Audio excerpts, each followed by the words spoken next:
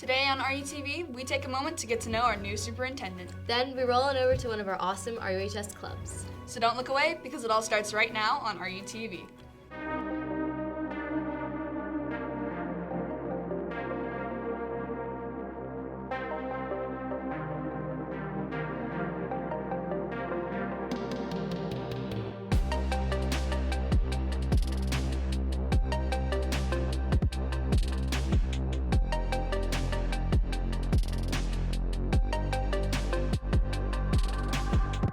Good morning, Seahawks. Today is Friday, March 3rd. I'm Taylor Roth. And I'm Grace Carroll. Yesterday, March 2nd, marked the start of Read Across America Week, and I'm sure many Seahawks have fond memories of celebrating this observance in elementary school. I remember that everyone would dress up as their favorite Dr. Seuss character, and a guest reader would come share their favorite book with us. That's right. I think I was in second grade when our former RBUSD Superintendent, Dr. Keller, came to read to my class. Which reminds me, Seahawks, allow us to introduce you to Dr. Wesley, our new RBUSD Superintendent. My name is Nikki Wesley, also known as Dr. Wesley, and I'm the superintendent. A new superintendent really needs to just get out and meet people, see what's going on in classrooms and on campuses. I've been having coffees with parents, I've been going into classrooms, talking to students, talking to staff, going to community events, just really getting out there and establishing that I am the new superintendent. I want the same thing that all parents want, and that's that our students leave us and can be independent and successful, and I'd even say significant in the global society. So how can we in RBUSD prepare them for that? And I would say that the number one thing we can do is to provide you guys with opportunities and programs that make you excited about learning. You're not gonna love every subject, but if you can learn that broadcasting is your niche, or theater arts, or it's a Project Lead the Way biomedical sciences pathway, we need to provide these experiences. I wanna also reiterate that, you know, as a superintendent, I understand that people look to you to, you know, be the visionary and the problem solver, et cetera, but it takes a community to make the school great. You know, it's not just one person, and students are an integral part of that. And really my mission is to get students to be intrinsically motivated, but also very motivated to do well on assessments, et cetera. You know, I think these are all reasons why we say we're the best. We focus on, you know, athletics, extracurriculars. You know, we invest funding in programs that really give students rich experiences. So it's important that you have all of these things going on to be a great district. Thanks, Dr. Wesley. We're looking forward to meeting you when you come to RUHS. And hey, while you're here, why not support some of our Seahawk athletes as they defend Redondo Union's Bay League title this spring? Speaking of which, I think it's time to check in with sports.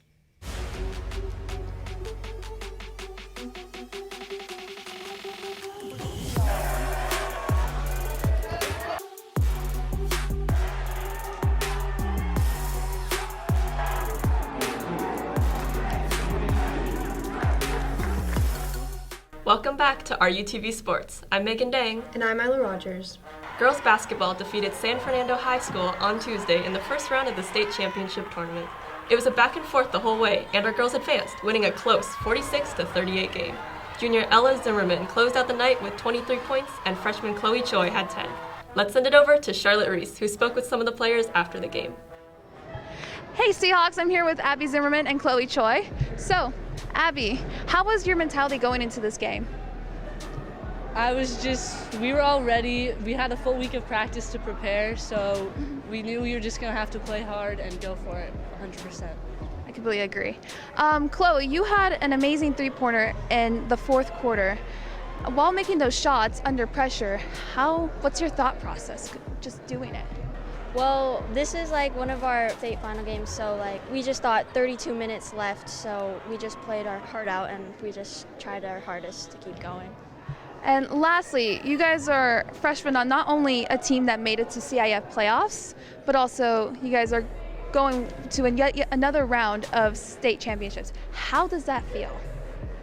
I mean, it's really surreal. I know this is not very often this gets to happen, so I'm just taking it in stride and hoping we make it all the way to Sacramento.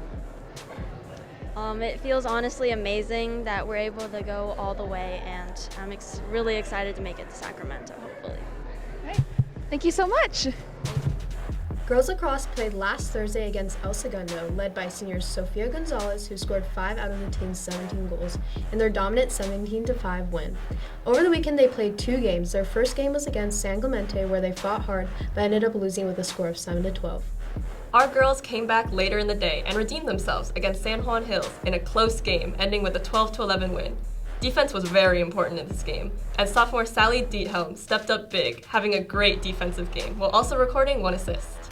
Boys volleyball had their preseason classic tournament this past weekend, taking second place overall with a record of 5-1. Seniors David Mencia and Hunter Cahalan stepped up and had a great couple of games, receiving the MVP awards for the tournament.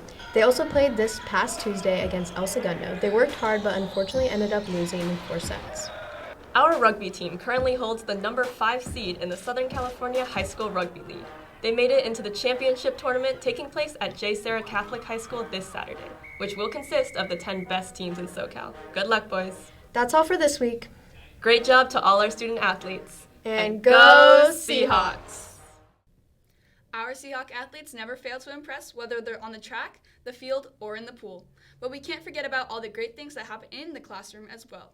So, why don't we take a moment to spotlight an outstanding club here at RUHS.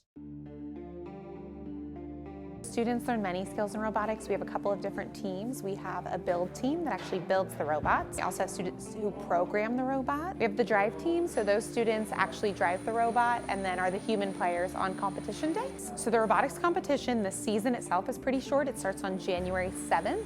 The students get their competition, and then our first competition is on March 3rd. We recruit people on the technical side as well as the business side. Technical side, we're anyone who's interested in science and technology.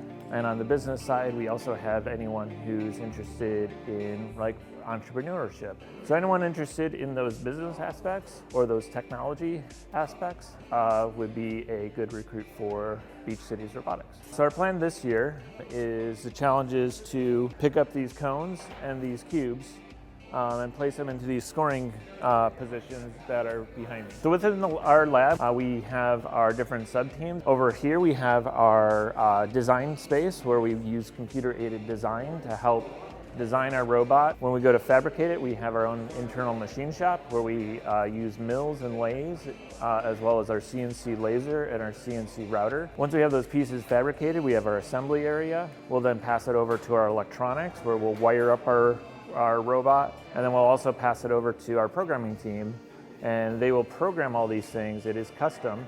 We typically control our robot with joysticks and an Xbox controller in order to remotely control the robot on the field. And then we'll go through a series of testing phase where we'll go and we'll test, experiment, and iterate our designs to achieve our final robot. My name is Griffin Galimi. I'm a junior here at Redondo Union.